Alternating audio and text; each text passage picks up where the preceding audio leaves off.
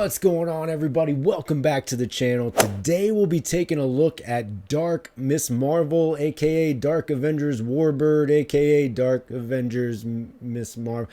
You understand. Anyway, let's see what we've got going on. Let's check it out.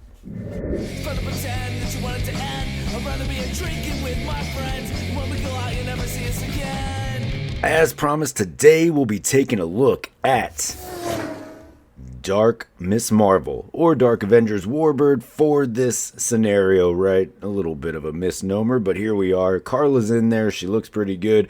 You've got extra hands, some effects, extra head. I like that. Dark Avengers logo at the bottom and at the top. Flip it to the side. There's a beautiful image there. I like that. That looks good. Flip it to the back.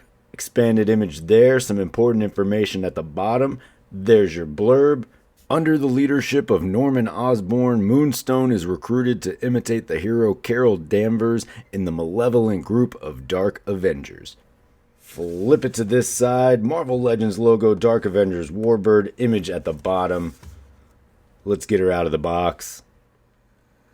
Fresh out of the box, this is going to be a nice addition to my Dark Avengers display, so I'm glad that we're getting these characters, and in pretty decent succession, right? So we got a couple last year, some this year. We've got more on the way, so I like the pace at which we're moving through these, building out that display. As I said, you do get some extra hands, you get some power effects, you've got an extra head. For me, that's all I need, folks. Just a little bit of this, a little bit of that, and I'm happy with what we got. Figure looks pretty good. Of course, we'll take a closer look. You've got that red and black, just a nice contrast in colors. I love the way red and black comes out. The figure is good. Gonna be a perfect implementation of your Dark Miss Marvel for that display, like I said. But if you wanted to just pretend that this is, Carol in this costume, it's close enough, right? So you can certainly fudge that in your display as well. So you've got some options, and options are always good. Let's take a closer look. Moving in closer, we can get a good look at this face sculpt. I like this. It came out really well. You've got the sort of bigger mask on there compared to the alternate head. The eyes give you a more normal set of eyes for this head, and then you've got sort of the power up going there for the eyes. So again, options. I love having some options, and that's good for me. Some reuse, right? We have that Target exclusive Warbird that we got a few months back. Gonna be some rehash there, but look, that, to me makes sense. Some updates though, so you do get a little bit of newness in there. I think for the aesthetic, it really does hit the mark, so I like it. I feel like one easy complaint is going to be that this head is essentially just minor update of this head here. You can see the hair has a little bit of difference in the curling there, but the actual face is going to be the same. I could see that being a point of contention, right? They are different people, so they shouldn't have the same head, same face, right? So there's that. The scarf piece is a separate piece, so if you want to remove that, you do have the option to do so. Here's a closer look at your alternate head.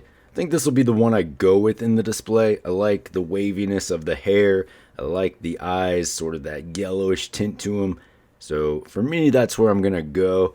I do think I would have liked to just have, between the two heads, something a little bit more expressive.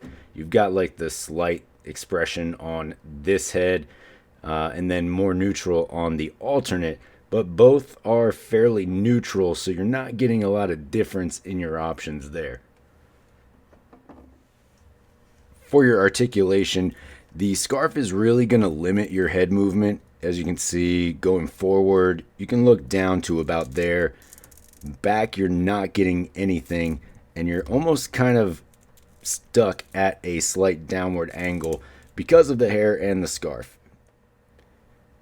You can get some movement side to side, a little bit of a round, not a ton of rock in there. So if you do want to get more movement, you're going to have to remove the scarf, which, as I said, you can do. Arms do work their way all the way around. You are on that butterfly joint in there. Upper bicep cut, double jointed, pinless at the elbow. Nothing at your forearm, and then hinge at the wrist. Upper diaphragm, love that. Gives you plenty of movement. You do get some gap in there just to be mindful of. And then you do have that lower ab crunch, which gives you good amount of torso movement between the two. Leg kicks up and out to there, back to there, and then out to there. Upper thigh cut, double jointed, pinless at the knee, nothing at your boot, and then hinge and swivel at the ankle. For your hands, you do get your open set of hands, and you get a set of fists. Here's a look at your power effects. These ones are good. They're pretty versatile. If you're not going to use them for the character that they come with, you can certainly find somewhere in your display for these. For comparison, here she is backed up against our Walgreens exclusive Moonstone. Just to give you an idea how these two are going to compare, Moonstone, the Walgreens Moonstone, does come in taller than this Dark Miss Marvel Moonstone. So just wanted to point that out. Little nitpick there, but just to give you an idea of the height difference. And here she is backed up against our Target exclusive Warbird.